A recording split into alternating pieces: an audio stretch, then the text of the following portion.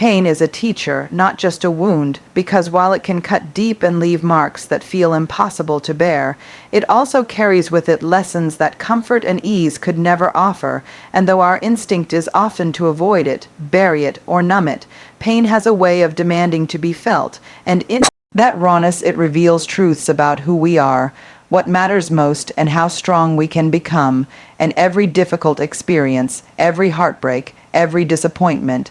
every loss carries the potential to teach us resilience, humility, compassion, and courage if we allow ourselves to stay present with it, and instead of asking only why pain has entered our lives, we can begin to ask what it is here to show us, because pain strips away illusions. It tears down the walls of comfort that keep us from seeing the depth of our own capacity, and in its place it plants seeds of growth, reminding us that healing does not come from pretending we are unscathed, but from facing what hurts and choosing to rise anyway. And in that rising, we learn the lessons of perseverance, of letting go, of finding beauty in imperfection, and of extending grace to ourselves and others. And while pain can feel like a thief taking from us the life we thought we were supposed to have, it is also a sculptor, carving out space for new strength, for greater empathy, for deeper wisdom, and the very scars we wish we didn't carry become evidence of the battles we survived, and those scars speak to us in ways comfort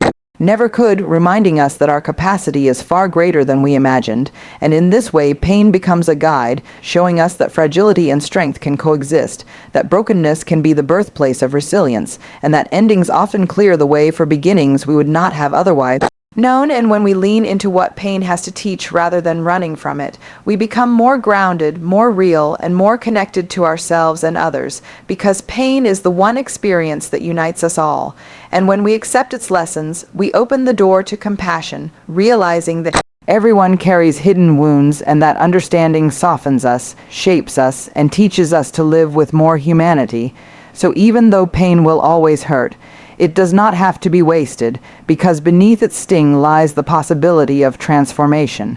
the kind of growth that turns wounds into wisdom and suffering into strength, proving that pain is not simply meant to break us, but to teach us who we are and what we are capable of becoming.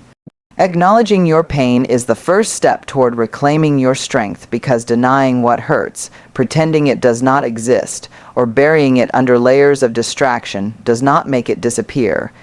It only makes it grow heavier in silence, and the act of naming your pain, of looking at it with honesty, is an act of courage that breaks the hold it has over you, because when we refuse to acknowledge it, pain controls us in unseen ways, shaping our choices, coloring our relationships, and limiting our growth. But when we face it, we take back the power to decide what it means and how we will move forward. And though the truth of our suffering may be difficult to admit, it is in that very admission that healing begins, because acknowledgement creates space for compassion, for understanding, and for the slow rebuilding of strength. And it reminds us that strength is not about pretending we are unshaken, but about owning our struggles and choosing to rise anyway. And in this rising, we learn that being strong does not mean being untouched by hurt, but being willing to hold the hurt and still keep going. And every time we acknowledge our pain, we reclaim a piece of our story, no longer defined by silence or shame, but by the bravery it takes to be honest. And from that place of honesty, we are able to build resilience, because resilience is not denial but adaptation, not ignoring what broke us but choosing to grow through it, and by admitting the depth of our pain, we also begin to understand the depth of our capacity to heal, because the two exist together, and slowly we realize that the very thing we thought would destroy us can become the ground on which we build new strength, deeper empathy, and a greater sense of self. And in this way, acknowledgement is not weakness, it is the beginning of empowerment, because only when we see what is real can we choose how to move forward. Only when we face what hurts can we take the small, steady steps toward wholeness. And though the process is rarely fast or easy, every moment of honesty plants a seed of freedom, because we are no longer carrying the burden in secret. We are no longer defined by the weight of pretending. We are instead choosing truth. and truth has a way of setting us free to live with courage, to stand in our own story, and to reclaim the strength that pain tried to take away. Proving that acknowledgement is not the end of our power, but the beginning of it.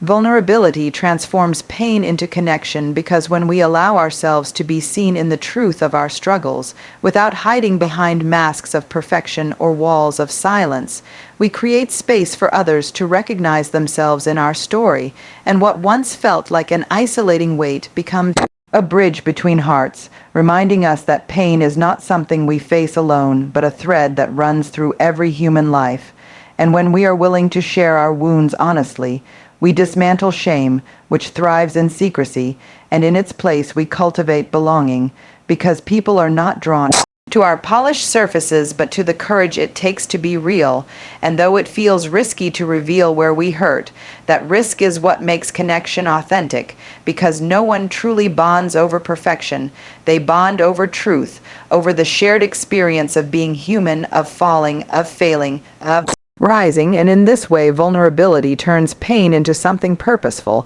allowing it to carry meaning beyond suffering by creating empathy, because when someone else sees their own reflection in our pain, they feel less alone, and when they feel less alone, healing begins for them too, and that mutual healing strengthens both sides, weaving resilience not out of avoidance but out of compassion. And it is in these moments of open-hearted honesty that communities are built, friendships deepen, and courage spreads, because one person's willingness to speak their truth becomes an invitation for others to do the same, and gradually the silence that isolates is replaced with the understanding that we are in this together, and this connection gives our pain new shape, turning it from something that only wounds us into something that teaches, strengthens, and unites, because vulnerability reclaims our story from the shadows and offers it as light to others, showing them that brokenness is not the end, but the beginning of a deeper kind of strength, one that comes not from pretending we are untouched, but from standing together in the honesty of our struggles. And in this way, vulnerability does not erase pain, it transforms it, reminding us that the very thing we most want to hide is often the thing that connects us most deeply to others. And from that connection comes a power greater than any pain could hold over us. Resilience is built in the moments when pain meets persistence, because strength is not forged in comfort but in the fire of struggle, when every part of us wants to give up and yet something within us chooses to keep moving, even if it is only one small step at a time. And it is in that decision to persist despite the weight of pain that resilience takes root, because persistence is not about ignoring what hurts but about refusing to let pain have the final word. And each time we rise after being knocked down, we teach ourselves that we are stronger than we once believed, that the setback does not define us, and that even in brokenness we can still move forward. And though pain is often uninvited and unwelcome, it creates the conditions for growth, forcing us to dig deeper than we thought possible, to discover resources of courage, patience, and faith we didn't know we had. And when those moments of pain collide with persistence, they shape us into people who are not easily shaken, people who know how to bend without breaking, people who can carry both sorrow and hope in the same breath. And it is this endurance that makes resilience such a profound strength, because it is not the absence of struggle, but the willingness to continue in the midst of it, and every act of persistence in pain becomes a thread in the fabric of resilience, weaving together lessons of trust, humility, and courage that cannot be learned any other way. And while the world often celebrates moments of triumph, the deeper truth is that triumph is only possible because of the countless unseen moments when someone chose to persist through pain.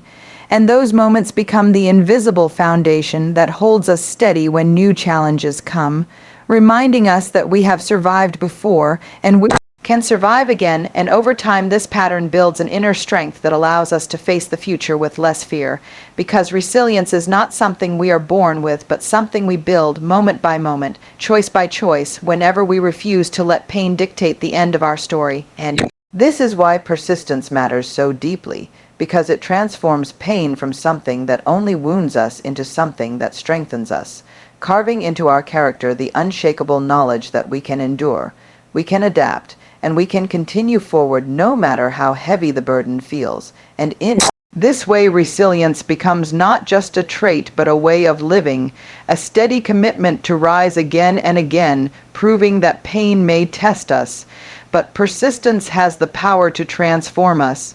Your scars can become maps for others who are lost because the wounds we carry, once healed, are not just reminders of what we have endured, but also evidence that survival is possible. And when we are willing to share the stories behind those scars, we offer guidance to those who are still stumbling in the dark, searching for proof that they too can make it through. And while scars often feel like marks of weakness or shame, they are in truth symbols of resilience, showing that though pain tried to destroy us, it did not succeed, and this lived experience becomes a kind of compass. For others, a way of saying, "I've been where you are, and there is a way forward."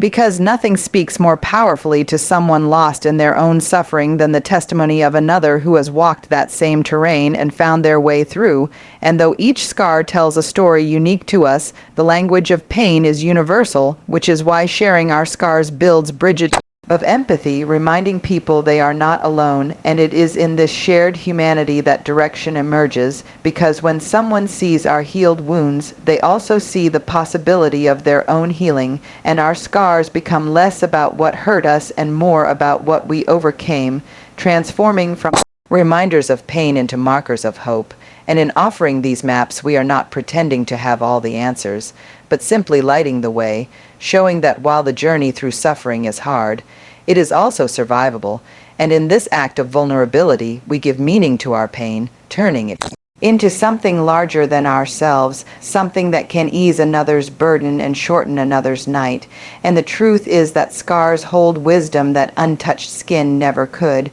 because they are proof of battles fought and lessons learned. And when we choose to reveal them, we turn personal survival into shared strength, and this not only helps those who are lost, but also deepens our own healing, because giving our scars a purpose beyond ourselves transforms them from silent reminders into living testaments of resilience. And so what once felt like a mark of brokenness becomes a map of possibility, guiding others to believe that even in their darkest valleys, they too can rise, they too can heal, and they too can find their way forward.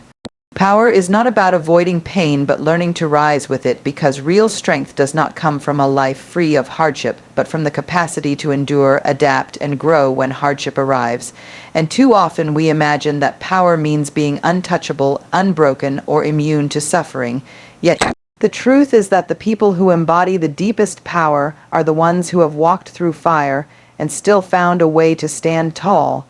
Not because they never fell, but because they learned how to rise again and again.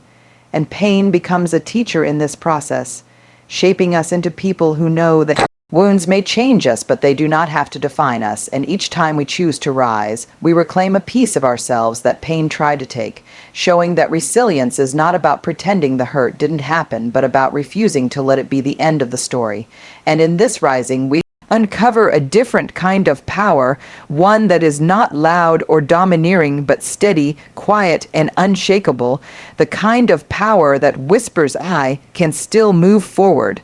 even when everything inside us wants to stop. And the paradox of pain is that though it feels like weakness in the moment, it is often the very ground where strength is built, because rising in the presence of pain demands courage, patience, and faith. And with each rise, we become more attuned to our own capacity to withstand storms, not as people who never break, but as people who know how to gather their broken pieces and build something new. And this is why true power is inseparable from vulnerability, because to rise with pain requires us to face it honestly, to sit with it instead of running from it, to acknowledge its weight while still choosing to stand beneath it. And this act of embracing rather than avoiding is what transforms suffering into strength, as every scar becomes a reminder not only of what hurt us, but of what we overcame. And the more we rise, the more we carry within us a living proof that power is not the absence of struggle, but the decision to continue despite it. And over time, this practice of rising shapes us into people who are not defined by what broke us, but by how we responded. and it is in that response that we discover the heart of true power. The kind that does not deny pain, but learns to rise with it again and again, stronger each time.